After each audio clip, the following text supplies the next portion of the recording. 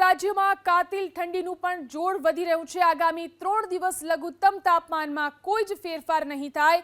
આ પછી તાપમાનમાં તબક્કાવાર 3 ડિગ્રી સુધીનો વધારો થઈ શકે છે।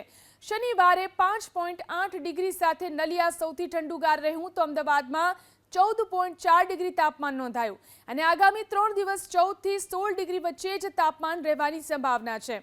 તો આ તરફ રાજકોટમાં 9.4, પોરબંદરમાં 10.5, અમરેલીમાં 11, ભુજમાં 11.3 ડિગ્રી તાપમાન નોંધાયું તો ડીસામાં 13.7, દાહોદમાં 13.9, ભાવનગર અને કંડલામાં 14 તો ગાંધીનગરમાં 14.4 ડિગ્રી તાપમાન નોંધાયું છે। કાતિલ ઠંડીનો અનુભવ અનેક વિસ્તારમાં થઈ રહ્યો છે। જે રીતનું તાપમાન નોંધાઈ રહ્યું છે, કંડલાની અંદર 14 ડિગ્રી, અમદાવાદમાં 14.4 ડિગ્રી, ગાંધીનગરમાં પણ 14.4 તો ડાંગમાં 14.5 ડિગ્રી તાપમાન નોંધાયું છે। વડોદરામાં 15 ડિગ્રી, દ્વારકામાં પણ 15, જામનગરમાં 15.7